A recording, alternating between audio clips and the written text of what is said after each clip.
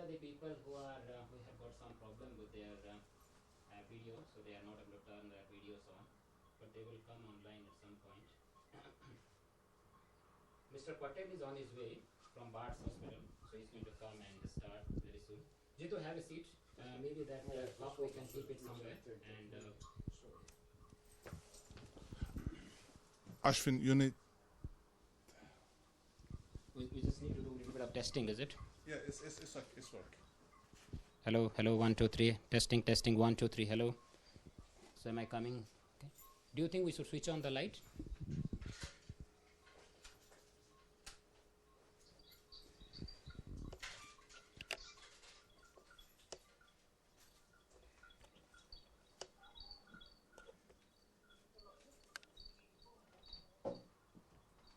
So how can we get them to on the screen? Is it possible? No. So how people will know that You will be there when I'm going. They could see from the YouTube. You could see from your from the okay, YouTube okay, channel. okay. So I need to go to the YouTube, isn't it? Yeah. Sorry, Zafar, just show You me. go to live streaming.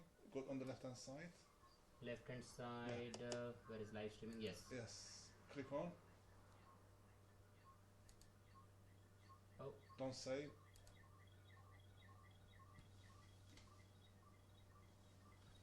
So create a title. No, it's already done that. No. Just create stream. No, you do it. No, we already done it. It should be there. Go to your YouTube, your channel. Classic live streaming or? Go back. Just. Is it very hot, Mr. Devkumar? Yeah. So there is coconut water for you. I'm sure that has come from Sri Lanka only. Yeah, with this. Your light. Ah. You're there. Your light.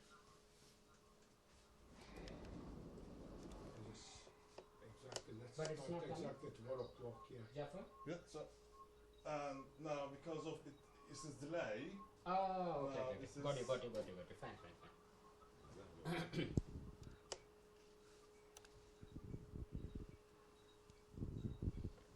Okay, so I have to join it, isn't it? Just. So this. Where's that?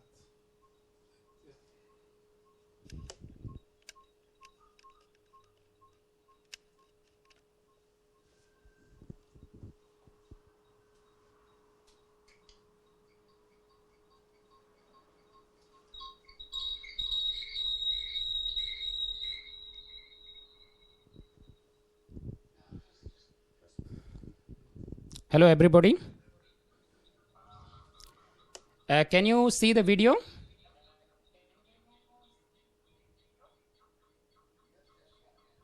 Okay. What about Dr. Rajaratnam? Can you see us? Okay.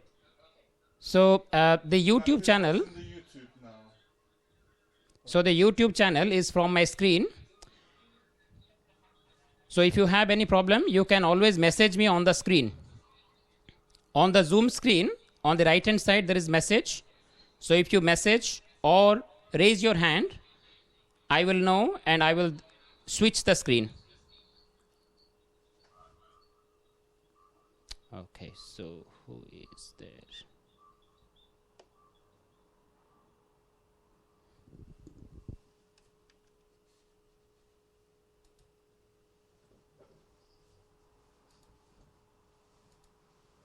Well, they could see this one now, but they could see themselves. So.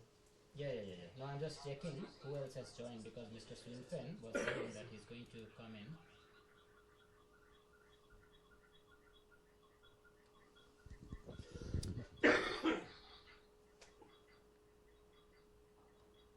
Hey, Kamal.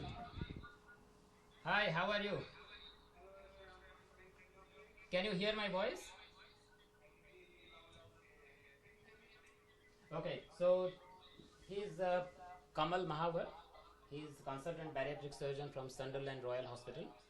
He's written a book called Fight with Fat. So he's going to speak at some point. And this is Sachin. He's the one of the GP He does a lot of work. He's a lot of interest in telemedicine, etc. Hi, Sachin. Just raise your hand and tell me you can hear my voice. Okay, good. So you are on the run, isn't it? You are going to leave in 45 minutes. All right, let's start. So this meeting we have organized to bring a collaborative platform amongst all the clinicians, all the software developers, all the people who are into machine learning, clinical artificial intelligence, to exchange ideas and see where we are stuck with a view to develop it so that we can embrace the digital technology and take our healthcare, make a paradigm shift basically. And this is what is the need of the hour. So therefore, my plan was to start with Mr. Bijen Patel from Bart's Health, but he's on his way. So it will take us another 10 minutes before he comes. So before that, I'll just utilizing the time. I'm going to Mr. Devakumar. Mr. Devakumar, he's going to speak for 5-10 minutes. He will give us an introduction of his view about clinical artificial intelligence. Let me introduce him. He is the Deputy Director of Vascular Surgery at Northwick Park and Hillingdon Hospital. Am I audible?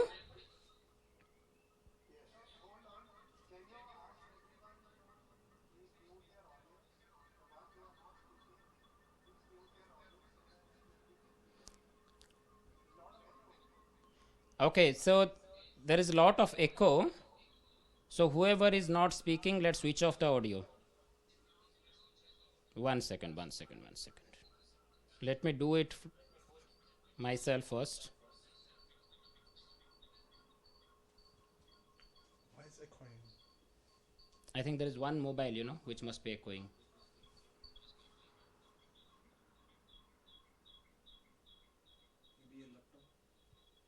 The laptop one is transitory, it goes away. Okay, we are sorting it out.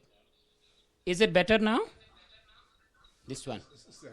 You need to switch off the sound from there. Because this is this. Yeah. Wait, one second. Is the YouTube one?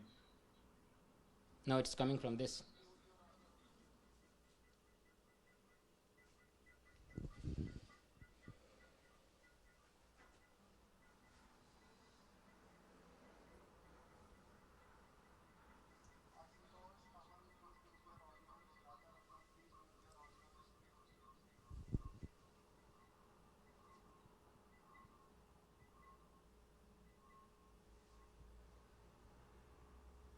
Okay, now it's better.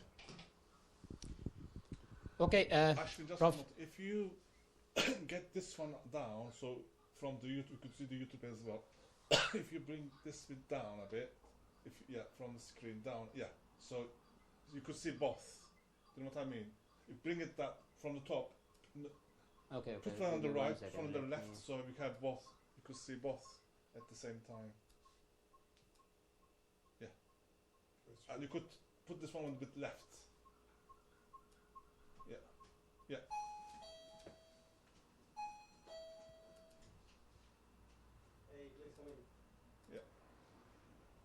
Okay. Yeah. That's good. Hey, Mr. Patel, please come in.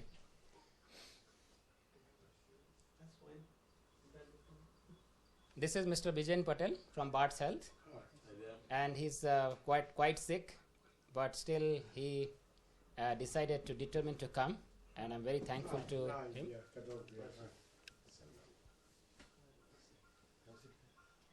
Mr. Patel, do you like to take a break of 2 minutes, and then after that we'll start, or you want to crack on? No, we can just crack on. Okay. Minute, just give me a minute. Okay. Whatever we do, we finish. Mr. Devakumar, would you like to start?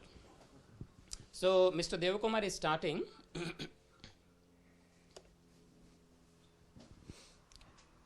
So that's the camera. That's my talk. My talk will become a PowerPoint. Yeah, it will be coming. So it will go to all of them, but in between we'll check whether they are able to hear us or not. Hi there. Hi everybody. Can you hear me? better if you sit down, I think. Is it? Yeah. Okay. In that case, I can. I can't hear myself. Still echoing? Okay, let me. 1 second.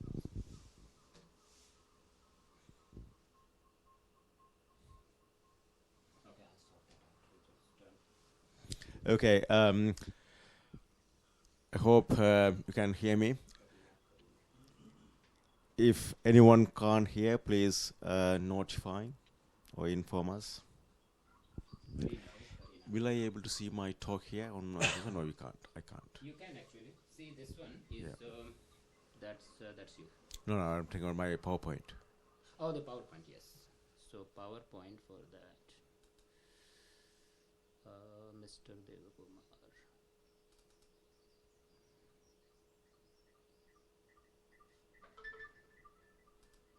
And if I want to scroll down, just click. Just do this one. Sure. You can do this. Okay. Yeah. Okay.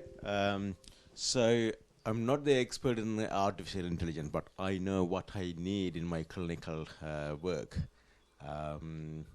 So clinical artificial intelligence, one thing that we are talking about for a long time. I hope this is going to revolutionize the whole medical field. The problem is where to start and how do we start. I think that's the question now, but there are some issues. I'll just point in from my point of view. I'm a vascular surgeon. From my point of view, what are the things that we can improve from artificial intelligence? So just briefly, I'm sure all of you know that what is artificial intelligence. It's a simulation of human intelligence processed by machines. And this process there are three important components. It's self-learning, so it acquires data and then it's put it into reasoning and using some rules and approximate and definite conclusions, and also self-correction. So that's the important part of artificial intelligence. So they need whatever the data we produce, the artificial intelligence should be able to self-correct. For example, if you show a picture of the cat and let the artificial intelligence to say this is cat, I think 99.9% of the time it should come up. But if the artificial intelligence put up like a dog, then it has to correct itself. So the self-correction should be important. So that's so if we go to clinical usage of artificial intelligence, I think in my view there are three important things that artificial intelligence will be used. Mainly it's in the clinical research. So in the clinical research also can be divided into three main category. The first one is a very narrow pathway. Probably most of us are already using it, like a process automation. So it looks like that this is the same process that back office people do. Artificial intelligence can do with a minimum number of people or maybe quicker. And data. People are saying they can't hear you. Little loud. Can you hear me now?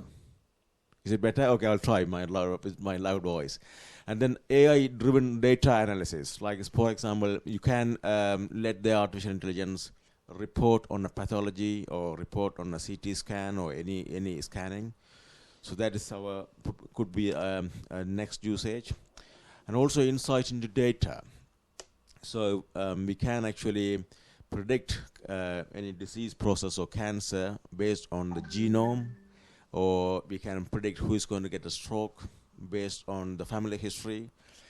So there are lots of way that we can use the data to give some insight and predict how the disease pattern is going to progress on an individual patient. And also, I believe that we can use in evidence-based medicine, because in medicine we use lots of evidence-based practice using research. I'll come to that point. I have got one more slide about what are the problems of evidence-based medicine in current life. I'm sure the clinical artificial intelligence will be very much useful in using effective evidence-based medicine in an individual patient. And finally, artificial intelligence will be useful in modeling clinical business. Okay, So if you look at the traditional evidence-based medicine, so as you know, this is three triangles, clinical judgment, which is very important, and patients' values and preferences. So those things are, I think, the influence of artificial intelligence on clinical judgment and will come. But I think patients' values and preferences may also come at some stage. But where I think it's going to be immediate useful actually, where the relevant scientific evidence, how do we use the relevant scientific evidence very promptly or more effectively using artificial intelligence. And those two, the yellow and the red circles, I think the artificial intelligence will be able to provide much more insight or much more insight into these circles. So I'll give an example for in my field. So if I have a patient coming to me with a mini stroke, so if I want to predict that patient how likely to get a stroke in future, so we do scans, we have history and the scans of findings, and then we have got. Then if I go to if I want to use my evidence, if I go to my PubMed or something, I will be able to see 5,000 studies. So as a human being, I have no way that 5,000 studies I will be able to remember all the studies and exclusion criteria and inclusion criteria of those studies to find out actually what is the best evidence for this particular patient. Some studies are more valuable. And also when I state to the patient about the complication rate, I may not be able to say exactly. So I can say generally 2% chance of you have complications, but I have no idea for that particular individual patient whether if it happens for him it's 100%, right? So it may not be really the current evidence-based medicines may not be really useful or for an individual patient. Sometime I may quote one study. That study is actually the inclusion criteria may be different for that particular patient. So I personally feel if you have load those data into artificial intelligence, it will be able to give a more bespoke decision about what is the best way to treat and what are the possible complication rate. So I think this is one simple example just I'm saying about we can predict about cancer, we can predict a lot of things. However, the artificial intelligence will be able to take our human brain a different level. So I think it is also useful in bespoke decision making for individual patients, and also it will take the clinical research to a different level. And moreover, the epidemiological studies will be exponential. The old style, you may remember smoking causes lung cancer. It's actually evolved from epidemiological studies. And we can actually, that took very many years for us to collect and prove it. But if you use artificial intelligence, we can, with one or two clicks, you can collect lots of information and lots of epidemiological studies can be done. I'm hoping that these things will be very much developed exponentially if you use artificial intelligence. So finally, I would like to say that artificial intelligence is not going to replace doctors, and it's not going to replace nurses. It is to augment their decision making. It is to make them take their level of care to a different level and different platform.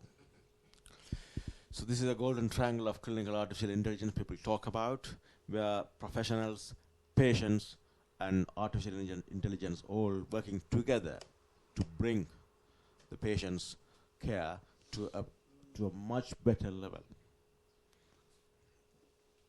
Of course, there are challenges, and artificial intelligence may not be the solution for every problem. There will be some ethical issues, moral issues.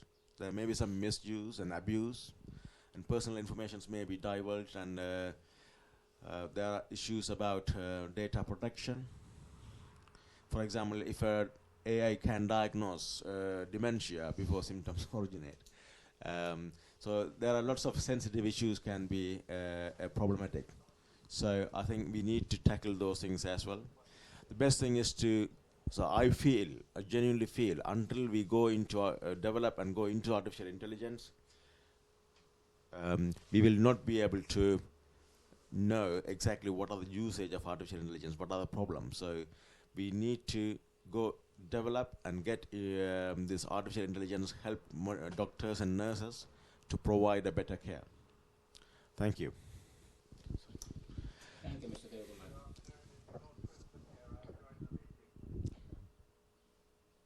Sorry, can you be a little louder? Oh, hello, Lord Swinfen. Thank you very much. We are just going to come to you in 2 minutes' time. So I'm just going to ask a couple of questions to Mr. Devakumar. So, Mr. Devakumar, in your opinion, which area do you think is the most ripe area or the most fertile area where the clinical artificial intelligence we can readily start without much of wait, or without where is the maximum need in vascular surgery? In vascular surgery, I think, so for example, if I want to operate on a patient, if I want to say about the mortality rate for individual patients, we do have some scoring systems, like the P-POSSUM or vascular POSSUM. So I think that can be used readily and quickly, rather than me sitting down and inputting all the data and calculating and tell the patients. Fantastic. So that can be straight away. There's no need to. So the system will talk to all the radiology, Re- pathology, demographics, Absolutely. all the data, and gives the mortality like Mortality. we do, and when the patient comes, we do the DNAR form. Absolutely. Similarly, the mortality will be written there, Absolutely. whether green, amber, or red, so everybody knows how risky the patient is. That's a very Absolutely. good point. That's where I think it's immediate. You really don't. It's like a low-lying apple, right? You can pick it up right away. I think, and then I think into the research, medical research, we can incorporate, especially the epidemiological studies, because I have published a few papers about diabetes and AAAs. So yeah, sure. Swinfen is waiting. I think Okay, he's sure. for a long time, so I'll take your comments at the end again. Thank you. Thanks. Thank you, Mr. Devakumar. A round of applause for his preparation, and that he's being on call, managed to come here and spend some time with us. Thank you very much. Lord Swinfen, are you able to hear me?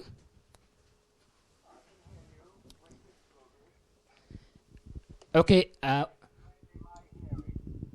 Yeah, give me 1 second. Let me. Somehow I'm not able to switch it off.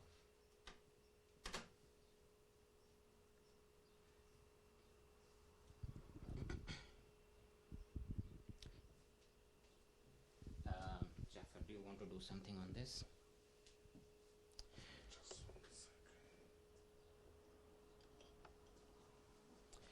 So I have the pleasure of welcoming Lord Swinfen. Lord Swinfen is the member of the House of Lords of the Upper House of the United Kingdom. And for those who are outside UK, for them, I'm saying that this is the Upper House of the United Kingdom Parliament. He has got an active interest in the work of the Parliament, and now he sits in the Hybrid Bill Committee of the House of Lords, and also he is on the Joint Committee on Consolidation Bills. And the most important thing is he is the committee member for artificial intelligence for the United Kingdom. So he has founded the Swinfen Charitable Organization, and he has done monumental work for telemedicine to make the telemedicine reach the developing countries and help the people who are below the poverty line. And it's a phenomenal work going on through Swinfen Charitable Trust. And I would like Lord Swinfen to contribute to the discussion in line with artificial intelligence, with particular focus on where UK is right now in terms of artificial intelligence, and why we are lagging behind the other 18 countries which have made tremendous progress. And as a public, what can we do to make people aware and to make the whole ecosystem more friendly for innovations?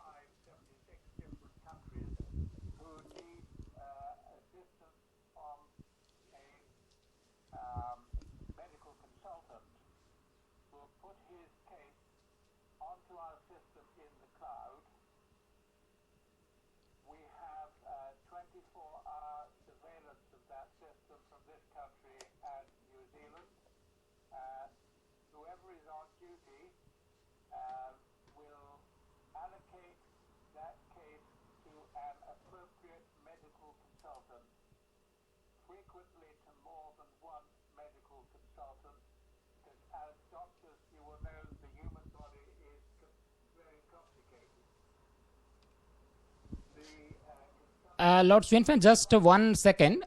Is everybody able to hear? Okay. Please carry on, Lord Swinfen. Good, thank you. The medical consultant will reply with advice to the referring doctor. Now,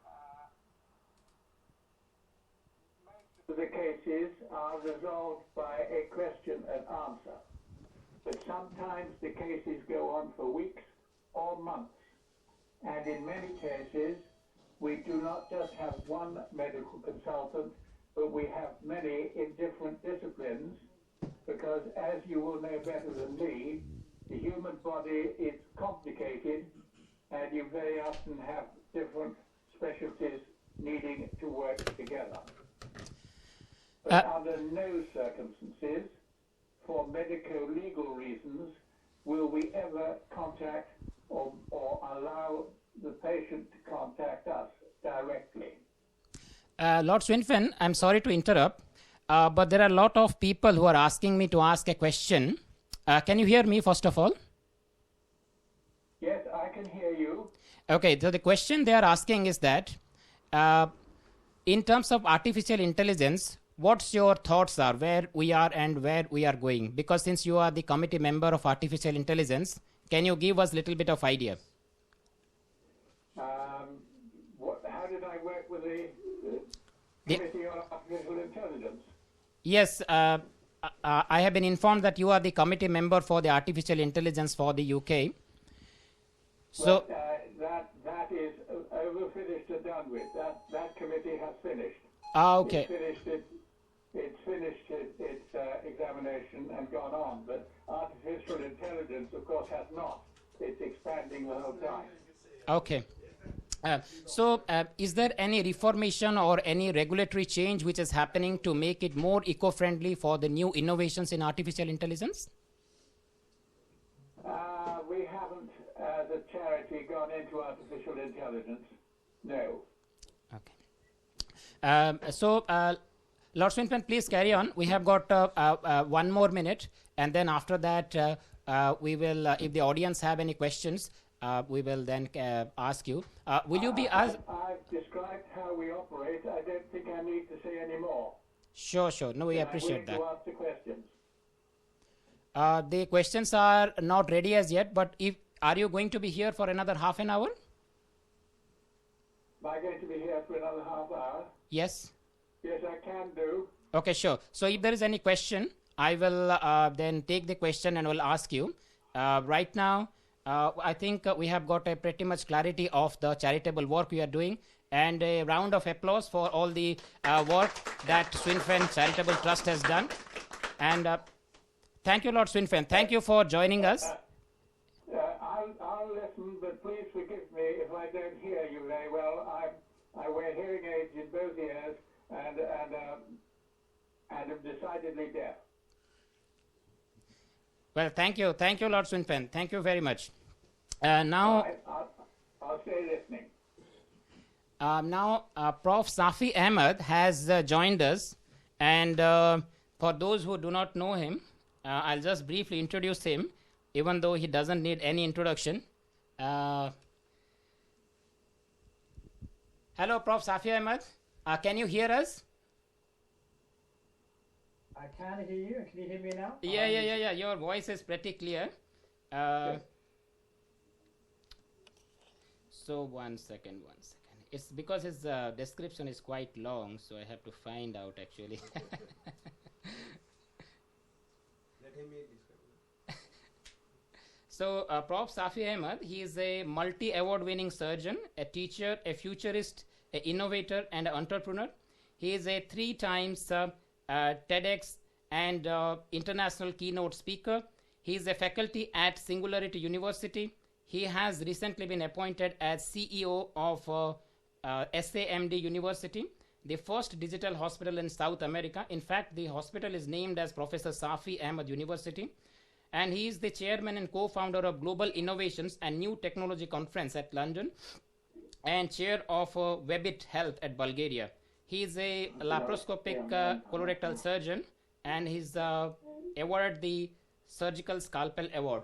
So I will, the question that the audience are asking today is what are the challenges that you see in the innovation, in the way of implementing the clinical artificial intelligence in patient care? Yeah, thanks very much, and thanks everybody for joining us. It's great to see so many people on the discussion. There's a few things that I think are important to discuss. I think one of the issues around AI and this whole concept of patient engagement and taking a patient on a journey with you. All the stuff I've done around implementation of innovation in the NHS and across the world, it's always going to be around how do you take the end user on that journey? How do you persuade that person or persons to engage in innovation and also to implement change rapidly? So AI, of course, is scary for a lot of people. The public is scared about AI. We've got some horror stories with the Google DeepMind project with Royal Free, where data wasn't shared adequately. There weren't enough security issues around that. And many other stories around that. People are scared about robots taking over human beings, AI taking over jobs, etc. So there's a lot of I guess, media coverage on the negative aspects of AI. That's a huge problem.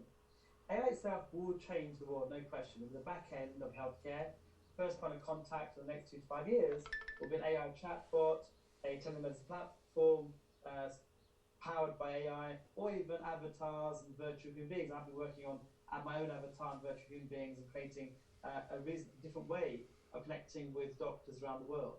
So the problem you have then is, of course, how do you persuade that public?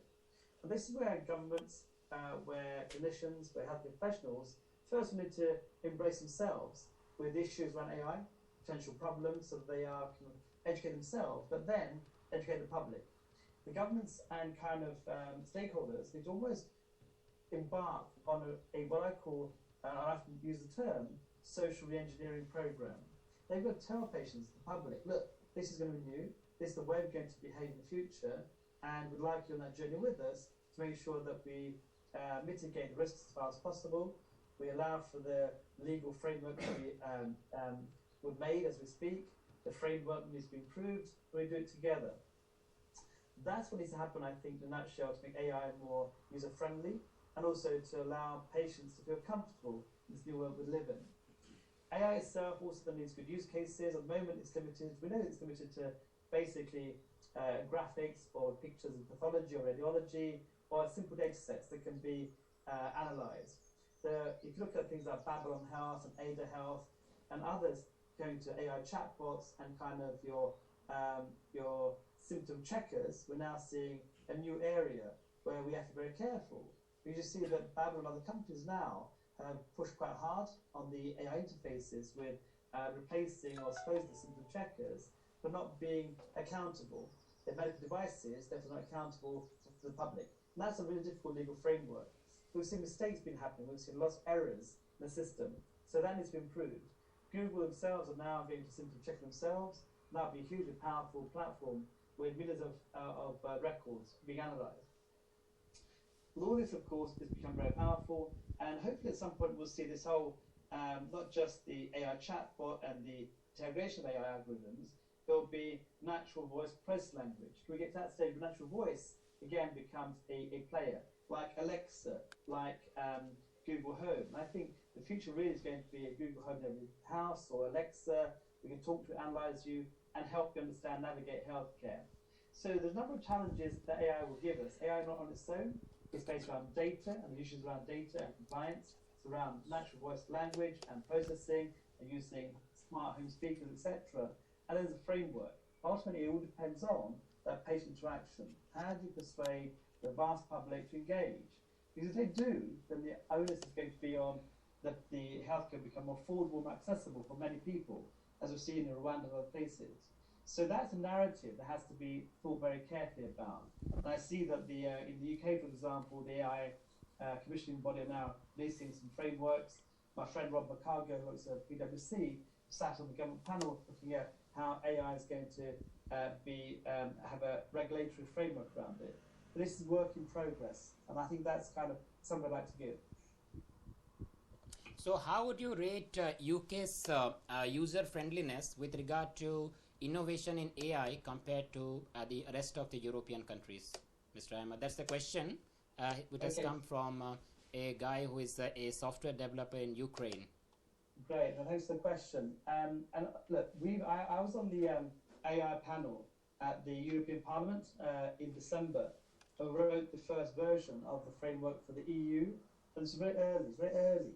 I think the UK is actually more sophisticated. I think we're a bit more advanced in our thought process on AI because we've been pushed by companies like Babylon and others who are now pushing us to think about that framework.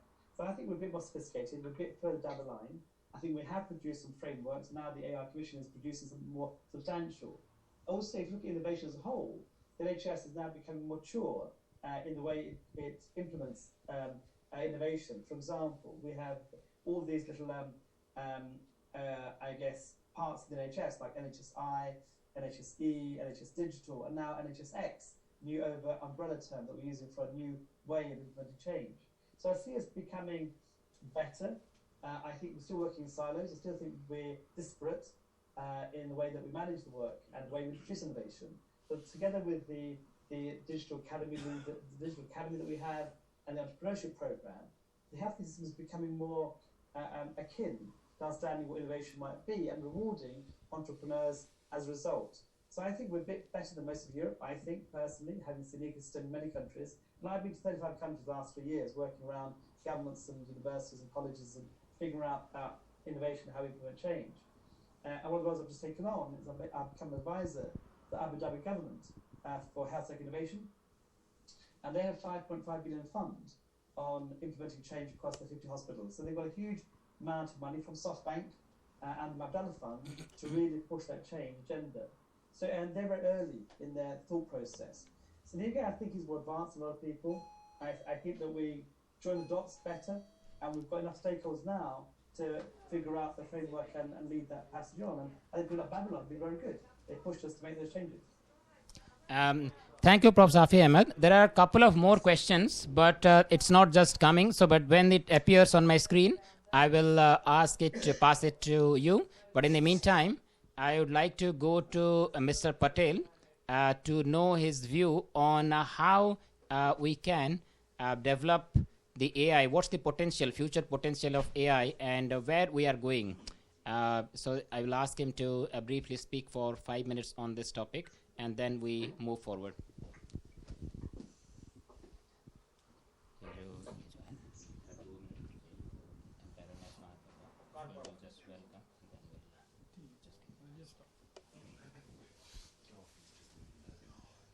Hi, Shafi.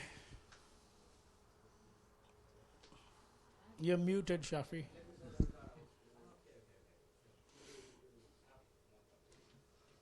Yes, yes. Vijay, Hey, you recovered, have you? I'll mute because otherwise you'll hear background noise, okay? So you carry on. You can carry on actually. They're going to take a little bit of time. You can start. Okay. I think now I'm going to be controversial. And what is affecting healthcare?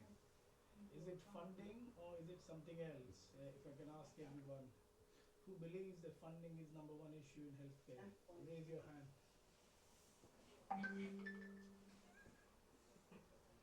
If I gave you lots of money, you think you'll be happy running a healthcare service? Money.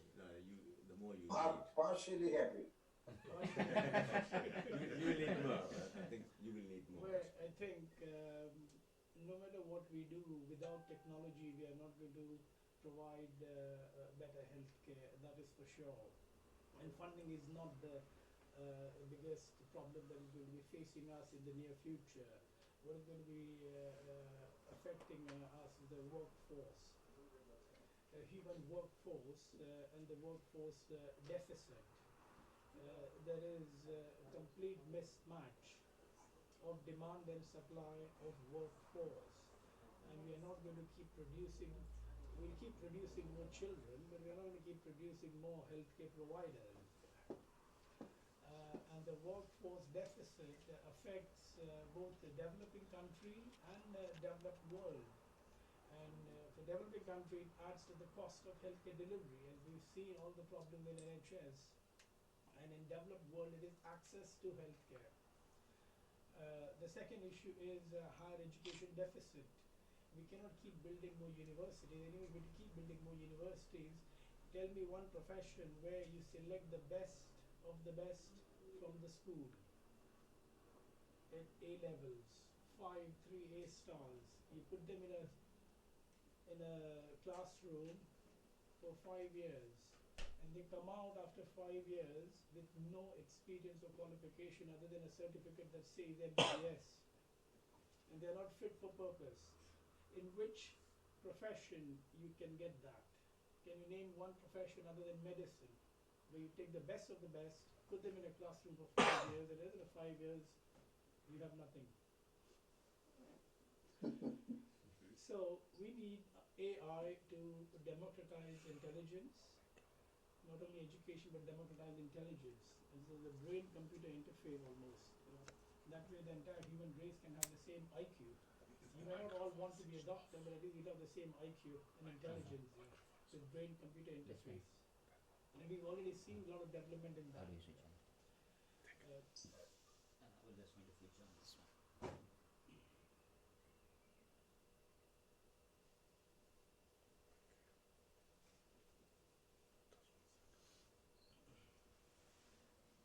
Sorry, just a technical glitch in the microphone. Okay. So I think AI, in my opinion, will replace a frontline healthcare service. It will replace doctors and nurses. There's no question about that. We're already doing that. We can already see that sort of with ADA and Babylon. Unfortunately, we owe the data, but somebody else is going to make money out of us. When I say we, I mean NHS. And it's sort of, Babylon, Ada Health, Google, they are running into problem because they are not the healthcare specialists. We are the healthcare specialists, but we are tied down in our day-to-day life and work. And if we were the technology developers and enhancers and users, we could benefit from this financially as well. What is required is a cultural change. We need a big cultural change in acceptance of AI. They're not going to take over the world. Robots are not going to take over because we control them, we develop them, we program them. What is required and what is essential as a first step is integration and support from policymakers and regulation to define the standards. It should not be like internet. You just sort of throw open the internet, and now we are talking about internet security and abuse. It should be other way around. We should be sort of regulating and defining standards first so as to control and bring about cultural change. People should not be talking about robots that are going to take over the world. The reason they talk about that first without understanding the technology is because of this reason. So I do believe we can democratize education and intelligence, and including address the issue of workforce deficit. Because if you had an intelligent robot, it could take over the task of your simple. It won't be just a symptom checker, but take over the task of a healthcare provider. To give you an example, in India, what percentage of healthcare providers have qualification? And they're providing healthcare service to over 1 billion people. Only a third. So 73% of the healthcare service is provided by people who've not sat in a medical school for 5 years. To train as a surgeon, it takes 15 years. There's no way we're going to balance the demand and supply ratio. So we have to rely on artificial intelligence, and if we take the bold step forward, I'm sure we can do a great lot providing the service and meet the demands for healthcare. I think I'd like to take some questions and So one question. It's not coming.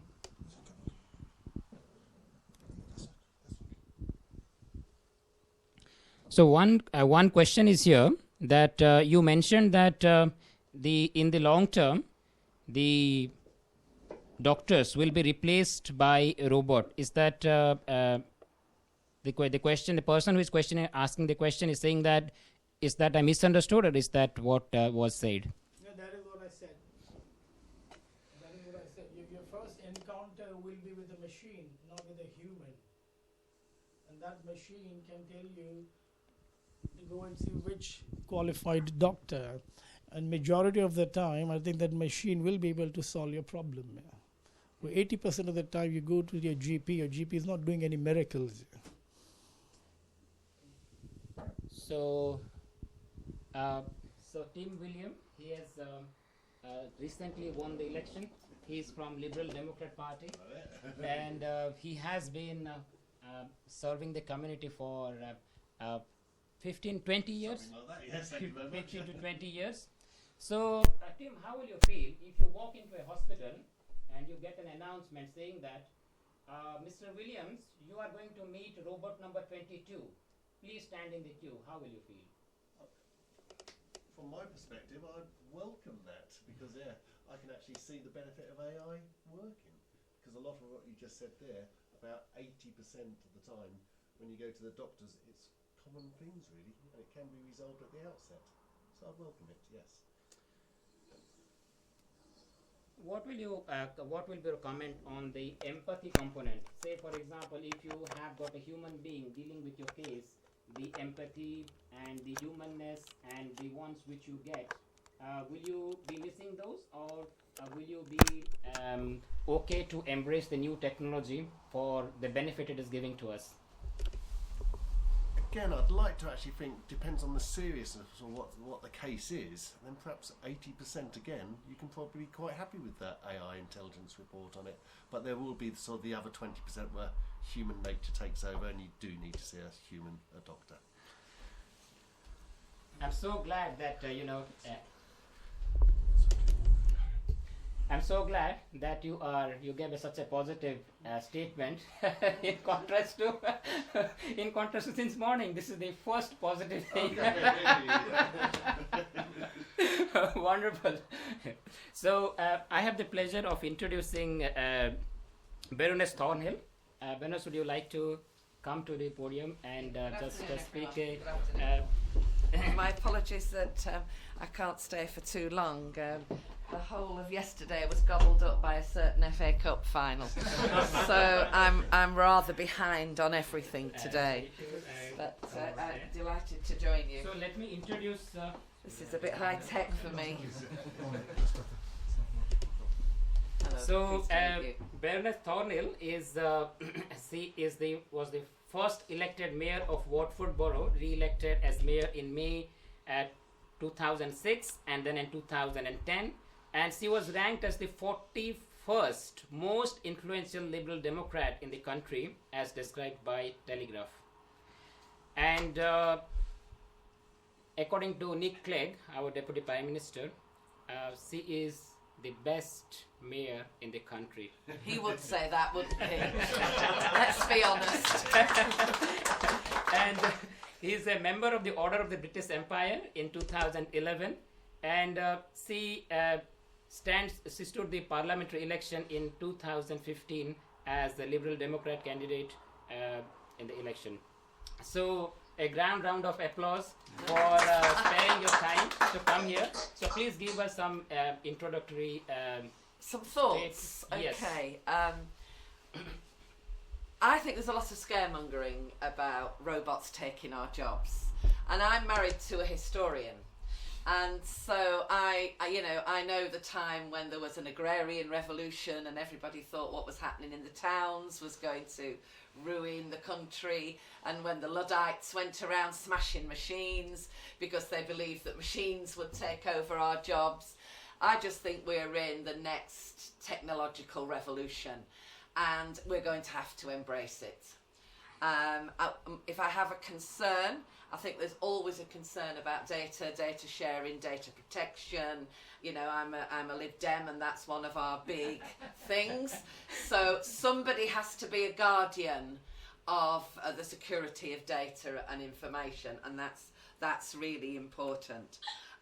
So I think, yes, AI or virtual reality or augmented reality, all of that will take some jobs, but surely it will create new ones.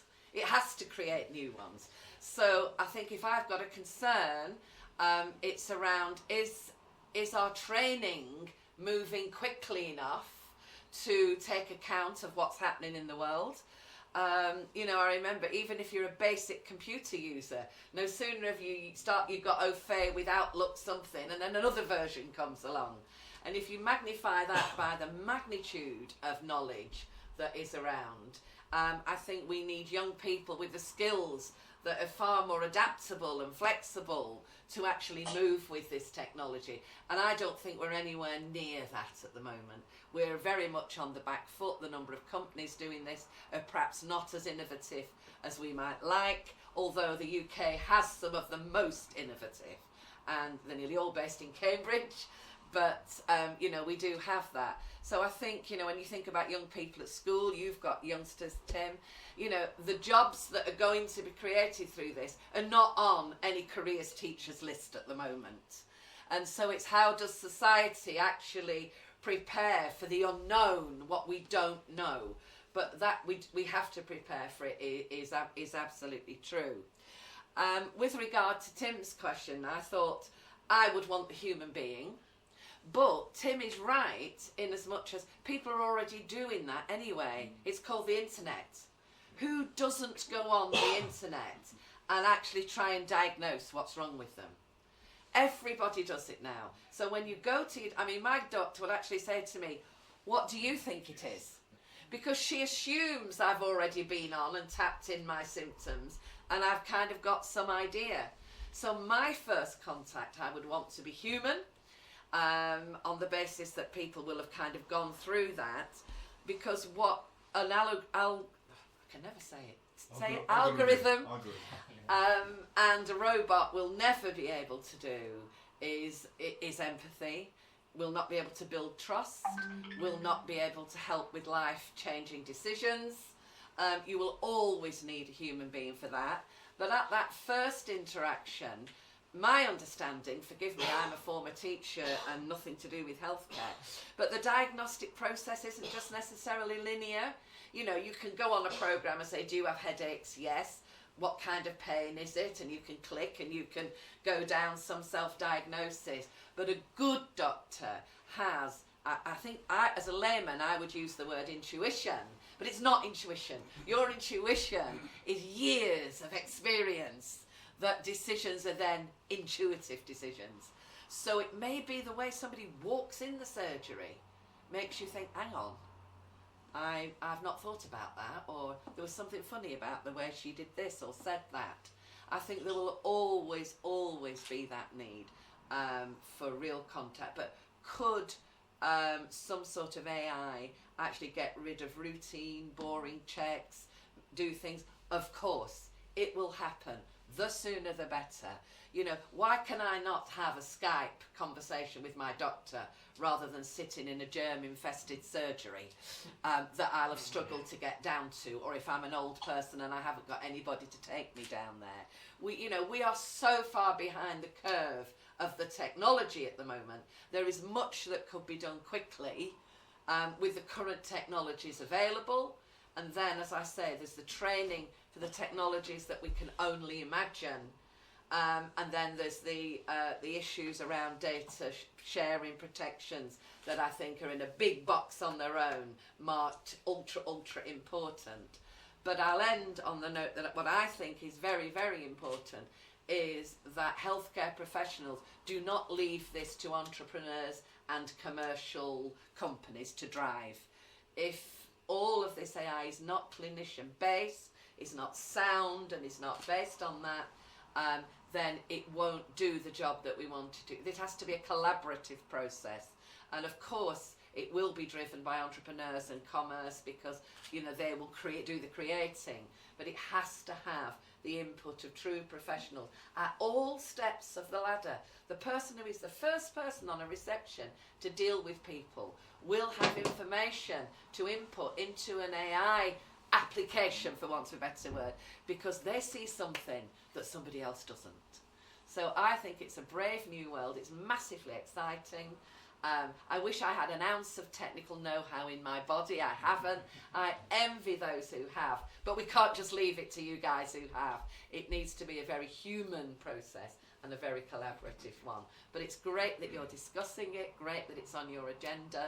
And if we don't move quickly with it, somebody else will. So, yeah, let's go GB. I think this is something we've got to major in. Thank you very much. Look like a very jerky me on the screen, but You did it well, though. that's okay. Just have a sip I'd of- like to know who you all are, if that's all right, briefly, before I kind of do a quick escape and don't go, not like massive CVs, but just some. Vijay Patel, I'm one of the PGS, UCH in Barnes. You're UCH, right? Okay. Oh, great. This is I am in the Mr. presence of greatness. Madaglu. He's From the the London Northwest, from this Norfolk Hospital, this Ealing Hospital, Right, yes, I know and the that. CMH, yeah. Yeah. I'm Ali Uzbek.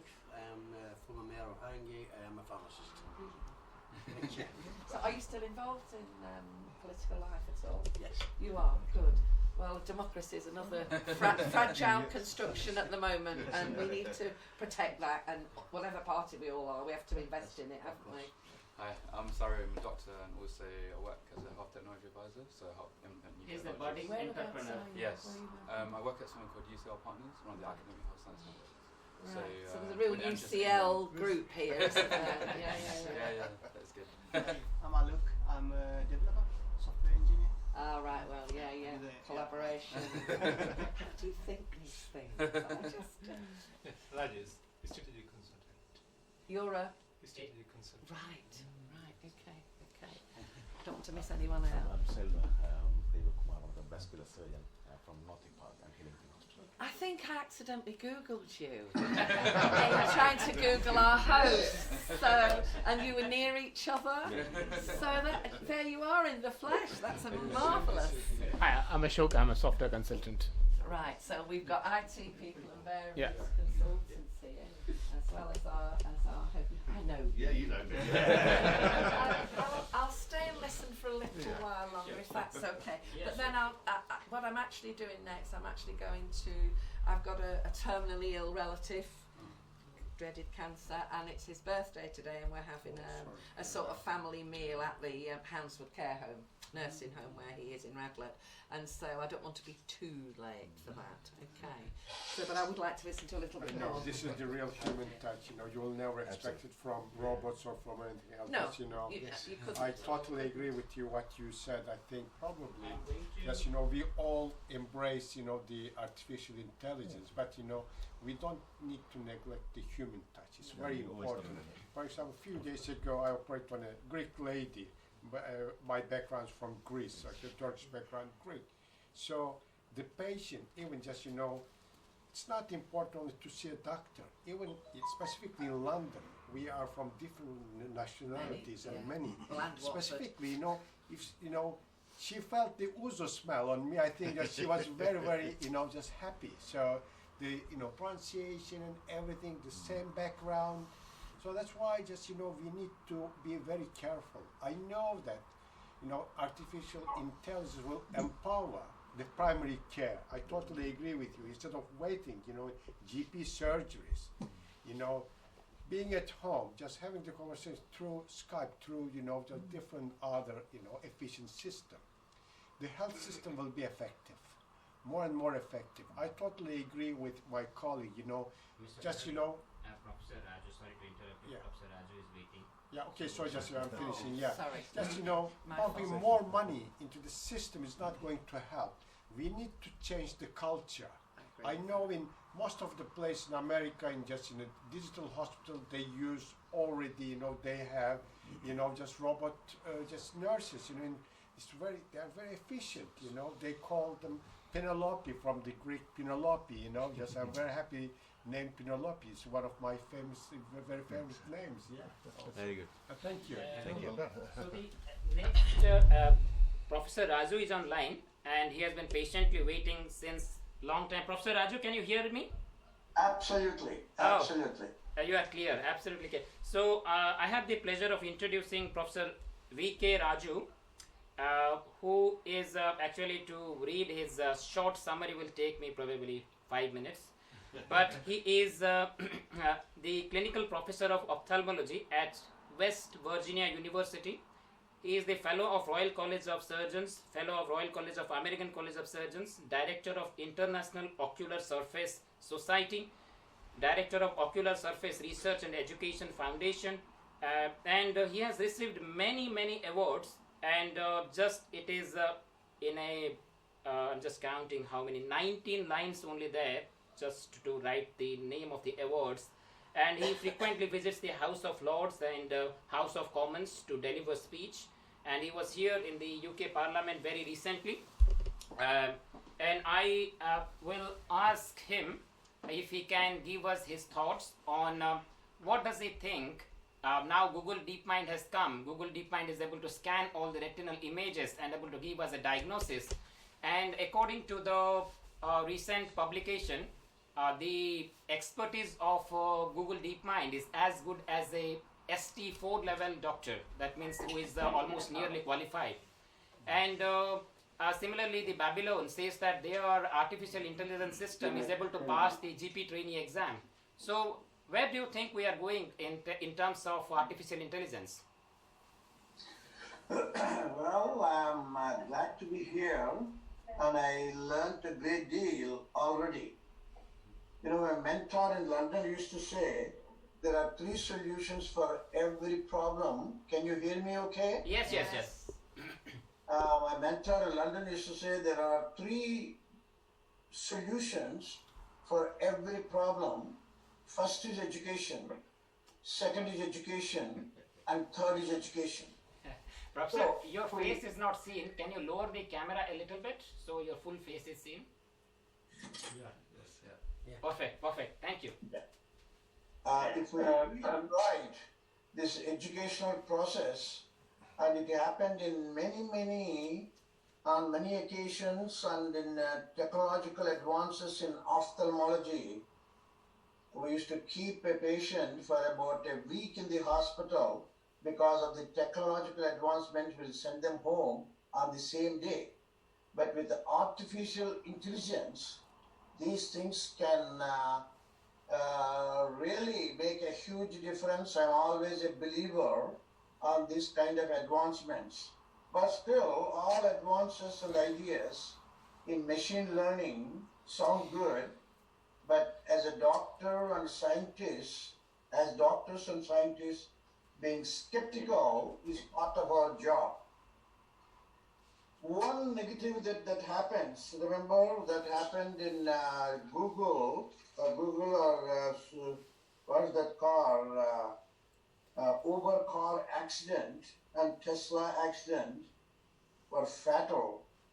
And those things can really, some statements, really negative statements about these robots. So education is so much of, the really importance. And recently in one of the studies, I think 54% see widespread adaptation. These health care decision makers, almost more than half felt that very positively about artificial intelligence. In ophthalmology, in eye diseases, the retina, the back of the eye, and telemedicine we have been practicing in India, our own institution in South India, Andhra Pradesh, we are the biggest providers of telemedicine in premature babies. When a baby is born, it needs oxygen that could be harmful. You can make the baby survive, live, but you can cause blindness just by giving too much of oxygen. It's called retinopathy of prematurity. And with the telemedicine, it can an incredible, impact all over the world, not just us, but without a physician, the technician goes to the intensive care unit, take a picture, sends it, now like telemedicine. And if those things can be read, these pictures, the retina has the optic nerve, blood vessels, and it is all image reading, and artificial intelligence has an incredible scope in ophthalmology, because even today, we look at a picture, real doctor, we can come to a conclusion by just looking at a picture without asking any questions. But all these things can lead to real blunders too. It happened in ophthalmology when the new technology has come, and time and again things happen because today there is element of greed everywhere. So it has to be in a little under control, and if we do it right, artificial intelligence in an incredible scope. And in medicine, we always say, first do no harm.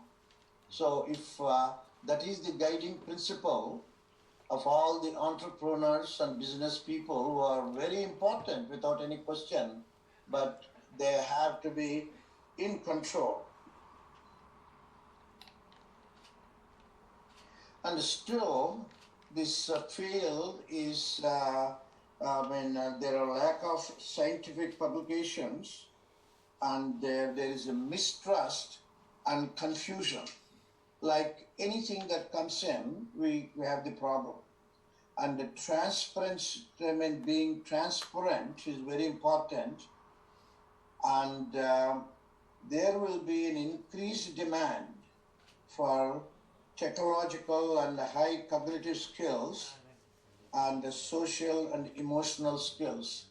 If we do it right, and there are a lot of old examples how not to do certain things, and artificial intelligence has an exceptional scope in ophthalmology and now image reading, like in radiology and many specialties. I'm glad I'm here today, and I learned a great deal. Thank you. Thank you. It's Lord Swinton here. I'm afraid I must leave the meeting now. If anyone has any queries to me in the work for my telemedical charity, I'm sure that Dr. Aswini will pass them on to me. Thank you for an enjoyable meeting. Goodbye. Thank you. Thank you. Professor Raju, Yes. there is one question. Can you hear me? Absolutely.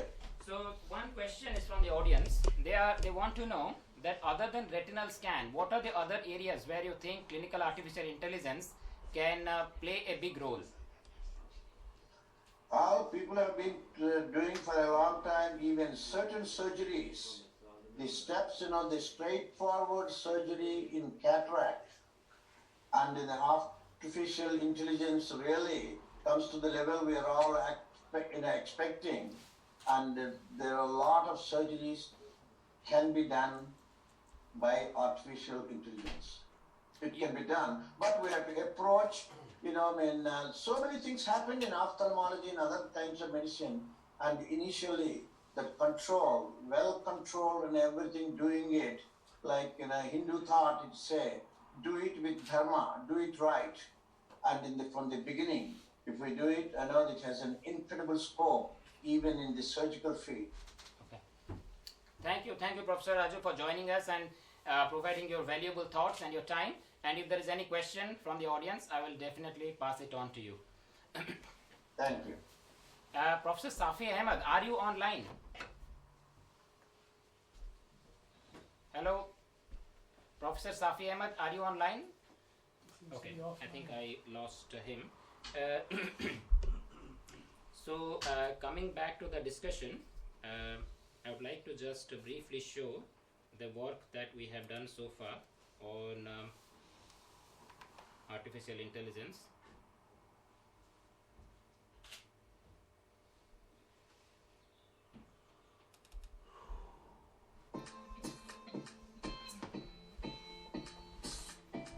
So basically, this is the demoralized NHS task force, which is in a big need for reformation, and the people leaving the NHS is increasing day by day, and more and more people, they are taking sick absenteeism and leaving their job.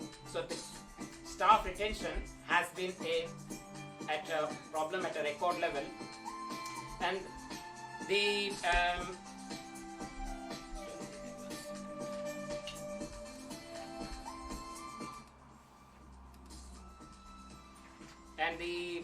this has caused a huge deficit in the task force in the United Kingdom, and this is another problem that we are facing is overuse of surgery. And as you can see, the amount of thyroid hormones, the thyroid cancer has increased by thrice, even though the incidence has remained same. And this is the expenditure in the US, which has increased because of the overdiagnosis, overtreatment. It has gone up from 75 billion in 1975 to 3 trillion now, and this is actually not adding to the any quality of the health. And this is the unholy triad of medical malpractice, medical error, and medical overtreatment, which is actually become a big issue in our economy. And this is producing lots of side effects in terms of procedural side effects, unnecessary surgery, disease labeling, and it is causing the concerns in terms of medical legal lawsuit, medical bankruptcy, etc. So now we have with the clinical artificial intelligence, we have made now 5 applications, and we have tested 5 applications, and many of the applications have shown successful results. So in terms of that, our aim is to first of all is to make the work more friendly, reduce the amount of medical errors, reduce the over expenditure, and the keeping it to only things which are necessary, and to improve the healthcare convenience for the patient, improving the access, and fifth is to improve the workflow automation and improve the work efficiency. So for those who do not know the extent of medical error, according to the John Hopkins data, the medical error can be is the 3rd most common cause of patient death in America, according to this data, and this has been published in various journals and publications. So, so what is our proposition is that we'll show you the 2 pathways. One is of the traditional pathway where the patient goes to the GP and then gets treated, and this is the clinical artificial intelligence, which combines all the 6 aspects of a patient care. And here the traditional workflow, this is a typical patient, 4 weeks history of diarrhea in a 45-year-old male, and he visits a GP. The GP asks him to come back after 2 weeks. Then he receives an appointment. Then he goes and visits the doctor, and the doctor then orders some tests, and following that he goes and gets the test result the following day. The test results are available the following day, and followed by that the endoscopy, and following that is the endoscopy results, and then he receives the hospital appointment and then visits the hospital. So this is the scenario of the best situation in the NHS, but we know that it may be delayed by a few weeks. It's the best scenario, but let's see what's the outcome of that. Is inconvenience, costly, inefficient, unsafe. Whereas if we use the artificial intelligence, it actually has got all the systems talking to each other and producing an AI assisted clinical diagnosis, and this produces every human body data into actionable information, and the information which can be utilized by the clinician to help him. And this information is readily available to the doctor for to provide the easily available for diagnosis, as well as for management, as well as for risk stratification. And this is what the clinical artificial intelligence works, that it is a brain connecting all the peripheries of the diagnostic workup, demographic information, And once the system has analyzed the whole things, then it produces an instant diagnosis. For example, in this case of the patient, it gives that okay, the chance of colon cancer in this patient exceeds in that of 76%. So keeping that in mind, what is the risk stratification of the patient, we can actually classify the patient, whether they can be seen in the community, whether they can be seen in the hospitals, or if they can be seen in the hospitals, whether they can be seen by the consultant, or they can be managed by the junior doctors. And this will add to the convenience, cost effectiveness, efficiency, as well as safety. And with Mr. Naim Kadaglu, we have produced an application on early breast cancer, and we have already tested it on 300 people, and we have got good result with its positivity rate in excess of 88%, and we look forward to take it further. And we have also worked on how the clinicians are approaching this. For example, many of the clinicians, they do not use it properly with due diligence, and that leads to a lot of problems. So there are two types of error. One error is due to software development. This type 2 error is because of the error by the wrong application or inappropriate use of clinical artificial intelligence. So due to this, we are actually trying to segregate, which has not been done. Till now, what is being done, any error comes, they scapegoat the doctor and say that, okay, you are responsible. So when I met the IBM Watson chiefs 3 days ago, I asked them this question, that what is your take? Who should be responsible? If there is a coding error and if the doctor is made responsible, then the doctors will not be involved in the care. So they said that no, you have to use it with due diligence, and that's what was their reply. So we are trying to separate the software component from the human interface errors, and we are trying to make an integrated team of software developers and clinicians in a way that there is just like if you have a car insurance, if no matter who is it guilty, all the compensation is paid off, and it's like a team. Just like we have in a team, we have got surgeon, physician, anesthetist, and a nurse and a coordinator. Similarly, a software developer should be an integral part of the whole thing, and that's what we are working on. And we are hoping that once we have done the work on the breast cancer, we can replicate the same thing in other areas too. So this is what I wanted to show, and in along those lines, we have started writing a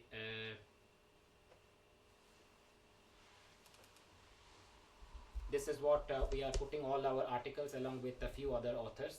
We are putting this in the form of a book, and so I don't know what's the time now. It's 14:14, so we are right on time. So we have got Mr. Alok, who is here. He has got special training in artificial intelligence and machine learning. And there are 3 people online, but they are not responding because 2 of them were traveling, and one of them he had some nursing baby, so he said that I will take questions. So any burning questions anybody has got, then these people can actually take. Otherwise, I will ask them questions.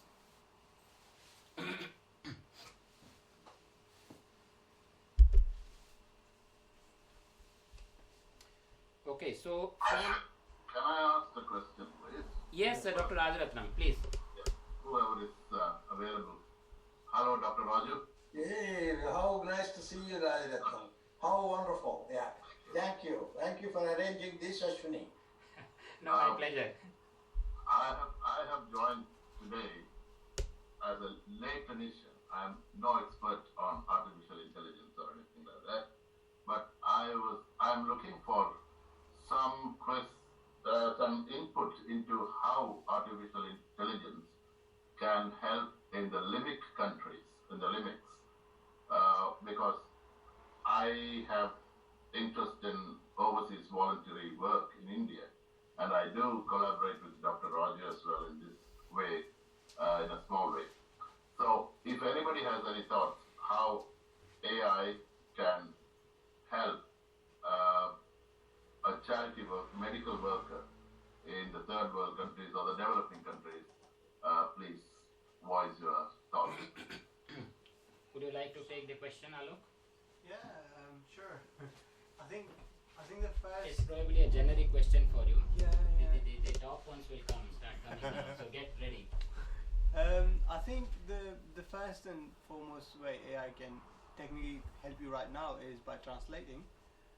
So if you've got a medical worker from some other country going to India, for example, or like places like Bangladesh where things are happening and So the voice is breaking. Voice is breaking. The voice is breaking. Do you want to come here? Because you are far away from the computer, you need to be next to the computer.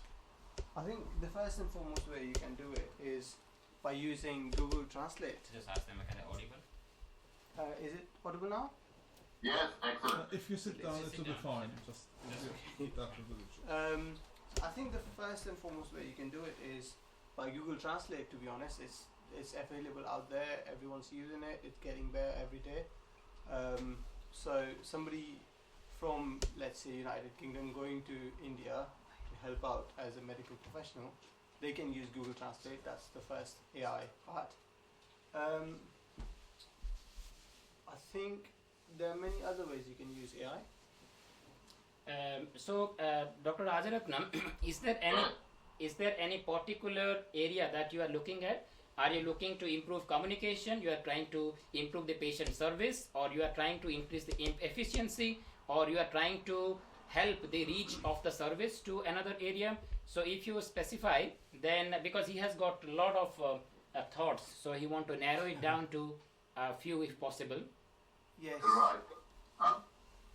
I'm already on the orthopedic panel of Lord Swinson's telemedicine.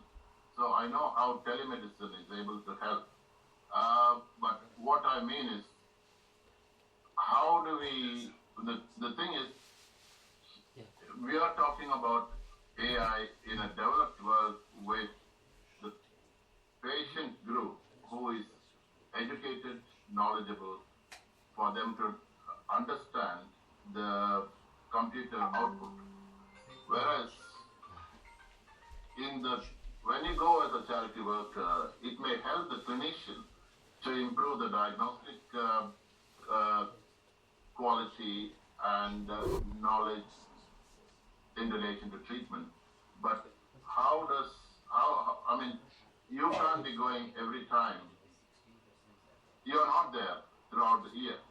So how can you empower the local medical persons to convey the messages to the public? In the sense, see, you diagnose, Dr. Raju said you can follow up by video linking and telemedicine information to the patient after the diagnosis and the primary treatment is done. But how do you do the follow-up in a limit situation after diagnosing an initial treatment? Still, you need the social worker to go in person and tell them and also see that they follow the system. Otherwise. Telemedicine. Oh, that is telemedicine. So, Dr. Rajaratnam, I really want to know what are the problems that you face when you're talking about this particular situation. What are the problems that you face? Because it's not a problem. I'm looking for how we can improve beyond the diagnostic help that we get out of AI in a village situation. Yes. So he wants to respond. Yeah, sure.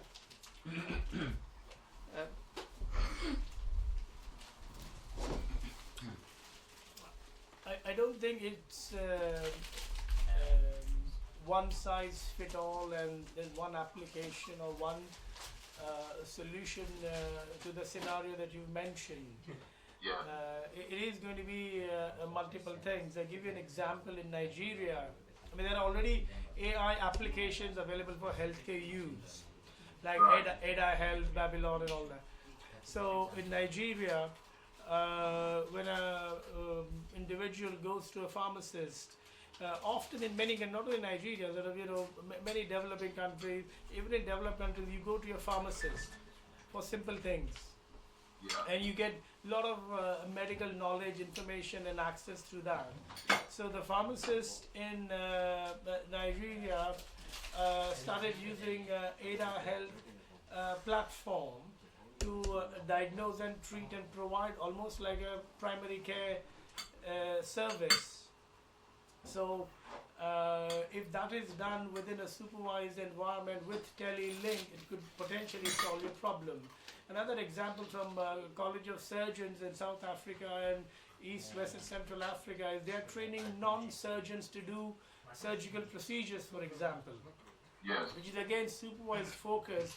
You as a specialist cannot keep running and going and providing daily service, but you could have an army of people working under your umbrella using artificial intelligence and telemedicine as ways and means of providing that service on the ground. Thank you very much. That's a good point. Yeah. Aswini? Yes. So, Dr. Rajaratnam, I'm, if you have any more questions, I will take. Now I am moving to Alok because there are lots of questions coming.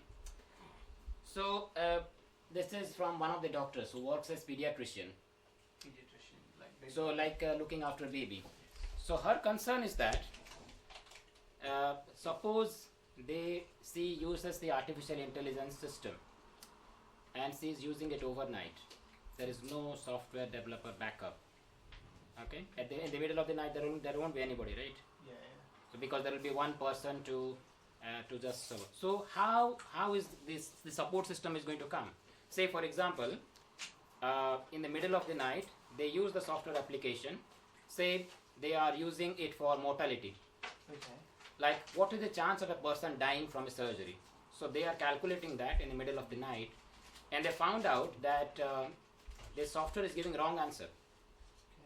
So it is the kind of course we can keep a person on site, that's one solution. Is the another thing is that we just abandon, do it manually. But the question, her question is not that. Her question is how this barrier between the clinicians and the software developers, how do you see that the barrier can be bridged? In a way it can never be bridged, but the thing is with AI it all comes down to how good you train your system. Very similar to how good we train our doctors. If we train the AI well and we keep training them, so let's say at one point you start with 10 people in the room and all of them looking at the AI's output of mortality rate, and then you say, okay, shall we operate or shall we not? At one point you'll be so confident that you will boil it down to one person standing in the room, and you would know that, okay, out of 100 times AI has given the right answer and we have seen it 99 times, so you would be confident enough. It's at that point you will think that, okay, the system is reliable enough, but it's a system nonetheless, and all the systems they have got error values. So do doctors. I mean, no, that is not the question. Is there any system Yeah. where they can, suppose AI has created a mistake, so can there be a feedback loop, or is there an error log, so that once the system has generated an error, that can be looked into and the machine can learn so that it does not repeat the mistake? Is there anything you can say along those lines? So in AI we have got something called neural networks. I'm not sure if you're familiar with it. It's very similar to how brain works. In neural network we have got something called backpropagation neural network, which basically takes its own output and sees whether the output was good or not. So if we use something like that, which in essence AI learns from its own mistakes, where you point that, okay, these are the mistakes, learn from these. So yeah, there are ways you can tackle this and put it back in the system, where the system keeps logs of, okay, these were the scenarios why So it that went is wrong. possible. That It is definitely possible. That's a Yeah. possibility. Okay, fine. So you wanted to ask something? I was just going to say a few words. Yeah, sure. Some guys need to go. I'm sorry about that. Sure. Please Introduce come. yourself. Please come. Do I have to come there? Yeah, please. Otherwise, lecturer will not be able to.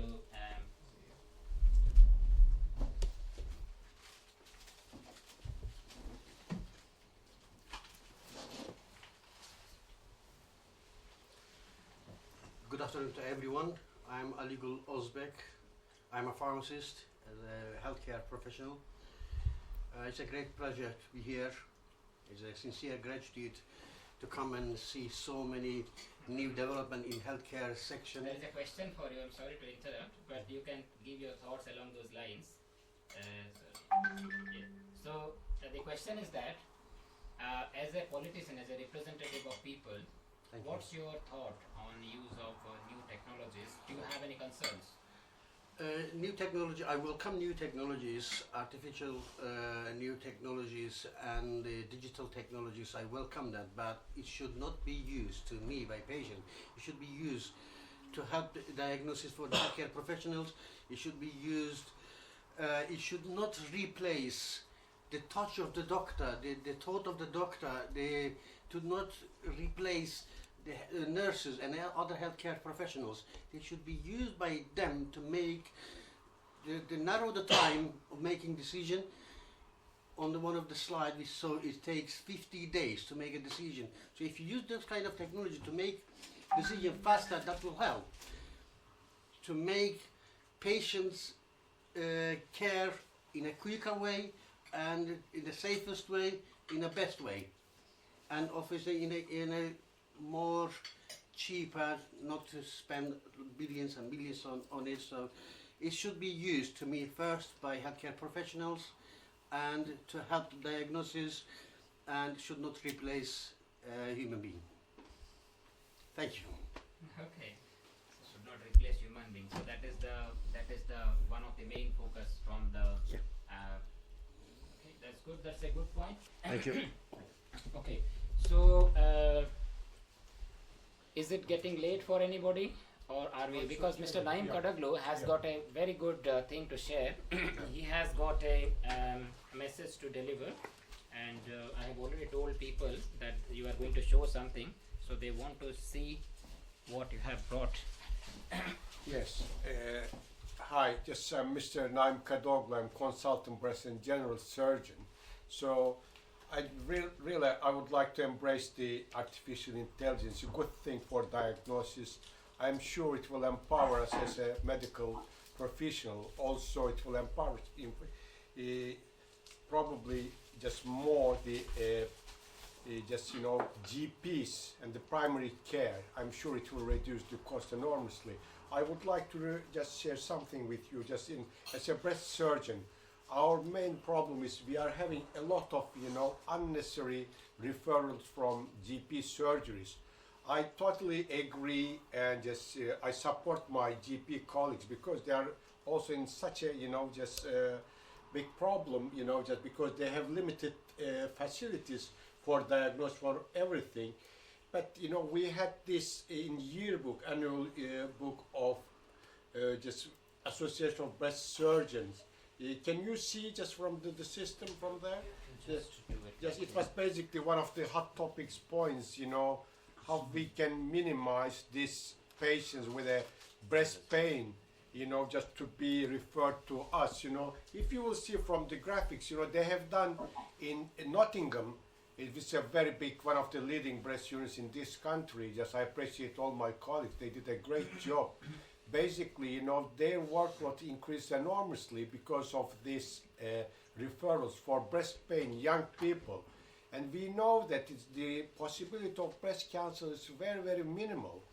What they did, as you see here, that they have prepared just to make easier the referral process, the 2 weeks suspect cancer, just to be referred under 2 weeks. Here in UK now, all breast symptoms are just sent to us to secondary care, to breast clinics, under 2 weeks rule. So it means that, from the referral time, we need to see them in 2 weeks time. Of course, it is very difficult, to respond this demand. It's increasing our patient number, and it means that we are giving less time for our cancer patients, sharing this time, very important time with unnecessary referrals, I will say. I don't want to use that term, unnecessary referral, but at least we can find, common solution with the primary care about the referral pathway. So as you see what they did in Nottingham, they did, the referral form, the suspected cancer, red, the other side blue. even with that one, you see within the graphic, the reduce, it really, the referral rate just reduced more than 50%. That's what, might help the artificial intelligence. So it will protect our just colleagues, in primary care. We will be more efficient, more effective, and really, I think just we all need to embrace the new technology. But probably what we need to know is how to use the technology. I'm just, Imperial College undergraduate tutor also. Just, I did my appraisal nearly a month ago, and just basically one of my tutees, just probably from year 3, I liked, the expression he or she used, of course, this anonymous. She said, just they said about me, one of my tutees, oh, old school, old man, which was a good message for me, basically. Yeah, so I think we need to learn the technology and everything. We need to prepare ourselves for the future. Artificial intelligence will be the future. I'm sure never it will replace the human touch, but we need to just we need to put in place where we need to use the AI, where to stop. We need to draw the limits, about it. So that's very important. So that will be a real, just basically a multidisciplinary team approach, and different disciplines from different countries will be involved in this process. And we need to encourage, we need to train our medical doctors. Probably they will need more, like driving license now, they will need more computer driving license. So what I think, just, in most of European countries already they have it, I think, but they are not using properly. Probably in the near future, when they will be qualified for medical school, we will need to ask them, oh, just we need to see your computer driving license, to be able to embrace the AI, technology better. That's what I would like to say. Thank you for listening to me, and just I will be more than happy to continue to give my endless support. So what we need is we need more just trials basically about it, international trials, multi-institutional trials. We will find the common pathway just to help the humanity, and I think it's our responsibility to embrace and to promote this new technology, which will reduce the cost, which will reduce the waiting time, and everything. So thank you again for listening to me. Thank you. Any question? I would like to. Aswini, so please come. Aswini. So, sir, would you like to contribute a few words? Yeah. So the question, which was specifically to GP practice, is that where do you think the artificial intelligence is immediately ready to take a shape and give us results right away? I'm not talking about symptom screening like 111, something else, because that people already know. Say,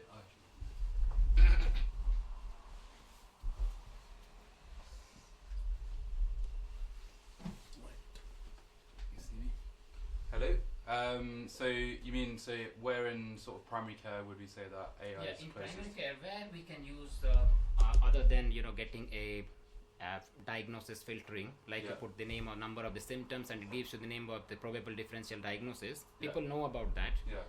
But other than that, do you think that is there any role that the artificial intelligence can play, and if yes, what's the area do you think where it is ripe enough for the artificial intelligence to penetrate straight away and produce some immediate results? I mean, I think in primary care there's a bigger challenge. So I think the way I see AI as a function is it's going to move a lot more work from secondary care to primary care. So I think the triage system is the first and easiest. We know about that already. But I think where AI is really going to make the big difference in healthcare is going to be democratization. So bringing things that only exist in secondary care that are not accessible to everyone and making it more accessible from the beginning. So I think AI's real role there is sort of an integration.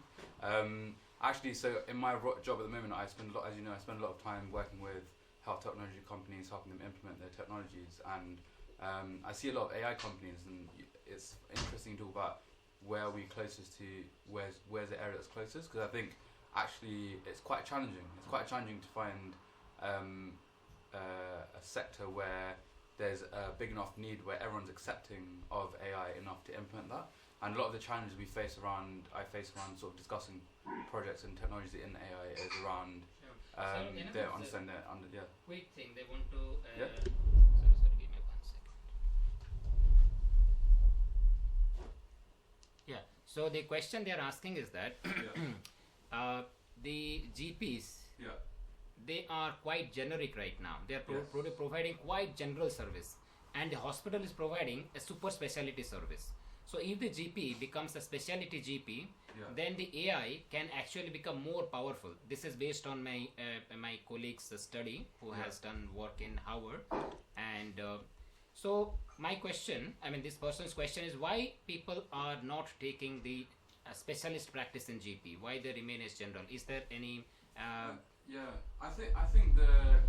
think actually more and more people are going towards us. In the interest, we have the GPs with special interests. So I think there's becoming more and more interest in that. But I think the problem is how many specialists do you have in how many areas? So I think AI would make the difference in terms of you wouldn't need to physically be there to see every patient. If you are a GP with special interest, you could do that remotely, or you can access that remotely. So I think there is a push now for more people to become more specialized. And I think that will be that sort of integration. Will you think that, say for example, if the specialist GP can see the the low risk breast patient, say for example young adult coming with bilateral breast pain, do you think that's a possibility? That is a likely possibility that the AI triage system will segregate into low risk, moderate risk, and high risk, and the low risk can be seen by a community specialist interest GP rather than they coming to hospital?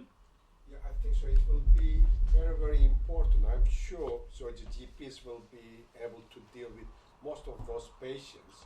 Definitely. So it will already, we saw that it's already reducing the number. So with the advance in technology, already we have started to use in some places automated ultrasound scan. Also, automated ultrasound will be just part of the AI procedure. So already we are not doing any, we are not asking any mammogram just below 40 because there is no any place, because the diagnostic accuracy of mammogram in this, a young age group is not more than 50%, around 55, 50% because of the dense breast. Already we will request ultrasound scan. If they will have automated ultrasound centers, basically, just what I'm thinking, all this is set up. We need a digital hospital environment, with AI, intelligence, definitely. I'm sure it will change the cost, the efficiency, and everything. It will empower, I'm sure, in the near future, the primary care will be more powerful than now. That's my view. He hasn't spoken, sir. Mr. Kumar, not as a strategy consultant, as a common person, if you have to visit a very general GP who deals with a general problem versus going to the super specialty hospital, waiting for 50 days for your decision making, versus going to a specialist GP, what's your thought? Do you think, what's your view? What do you see as the comparison between now the process how it is versus triaging and bringing a specialty GP who will prevent people from going to hospital and make a community centered diagnosis and treatment plan? I think this is very welcome news. People will really welcome this. If I look at my own experience of going to a GP and then if there's a referral and waiting for another number of weeks, this will be very welcome news. It will expedite the whole process, and it will bring efficiency, effectiveness to what NHS is doing. So I think it's a great news. Mr. Patel, just I think you have waited for long. So do you think that in your practice, this approach of triaging, AI-based triage, and bringing specialty GP instead of hospital practice, is there any scope of that in your practice? I think not only in surgery but in every specialty there is a scope for that. But what I would like to see is exponential growth and not fragmented growth. So what the model you're suggesting may work in one area and here and there. And you'll constantly have the struggle of having few isolated centers or few countries adopting and all. And that is not going to solve the healthcare problem globally. You can look at your own individual system within your own square mile and redesign the service within the square mile. But that is not what AI. That is not what AI is meant for. And unless it's driven by the tertiary hospital, designed, validated, and tested, and then driven out to the community, it won't work. Yes. If it is driven, which is currently being driven by the technology company, by Google, who have not gone to the medical school. And they just pointed out when I was talking, you pick up the best students from the school, put them through 10 years of doctor's training. It takes about 10 years to become a doctor. True. So, we are wasting our time trying to redesign everything individually as a group or as motivated individuals. Our emphasis and effort should be in driving through who's holding the data? The tertiary hospital. We have wealth of data. And why is the tertiary hospital not developing their own AI machines? Okay. So your point is that it should be developed in a tertiary center who holds the data and mature it to an extent that it will be a self with minimum. It should be both tertiary and primary center. Similarly, in a GP, when you go to GP surgery, you have every day you see 100, 200 patients there in the big practice. So, look at the data that you can accumulate in no time for a machine to learn. But unless this is driven by healthcare providers and not by technology companies, it is not going to work. You'll always have some people using your data, making money out of that. Okay. On the sideline of just a little side note, actually Mr. Devakumar, he is quite interested that, for example, in recent suicide bomb blast in Sri Lanka, many of the people, I'm just talking something on the totally aside from the main focus of discussion. So he says that we are talking about artificial intelligence, but many people, they don't know what is basic life support. Yeah. So how do we improve the penetration of basic life support to ordinary people? And like it is in same line with your thought, that what is the chance of survival if somebody is having a heart attack in UK, which is less than 10% versus 42% in Denmark. So how do we improve that thing? So actually Mr. Patel has done a monumental work of comparing the basic life support done by AI driven or virtual reality driven versus the ordinary the real case scenario, physical presence. So is due for publication. So that is where actually we can actually what you call as democratize. There are a lot of areas where we can make improvement and get instant result. As Aswini said, chances of dying or chances of surviving in UK is only 10% if you have a heart attack on the road. Whereas in Denmark it's over 40%. And the only difference is they've revolutionized their education system such that basic life support is taught in primary school. So every citizen is BLS competent. Even in UK last year we saw in the news, they wanted black cab taxi drivers to have basic life support training and kit. They're introducing basic life support in primary school. So unless you start mass education of the population, and where technology comes in, you mentioned briefly about the research that we've done. Now you cannot get the entire population to go and attend a basic life support course, which may take sort of a good part of your day. Whereas a VR technology, which is sort of everybody has a mobile phone, internet nowadays, and that is scalable. So you have VR courses which takes about 20 minutes for compression only BLS. Then you can do mass education using that. So Mr. Alok, he is also the editor of a Journal of Surgical Simulation. If you have any article for on that side, on the surgical simulation and new technologies It's emerging. all, yeah, education. It's sort of medical education using technology. The technology enhanced education. And at the moment, when we say technology enhanced education, it's focused around surgical skills and surgical education. Okay. So, but anything to do with education and technology enhanced learning. I think I would agree with you that any development should come from the NHS or the tertiary care rather than somebody else. Yeah, we are paying billions. There's no reason why NHS cannot be the Google in healthcare developing AI.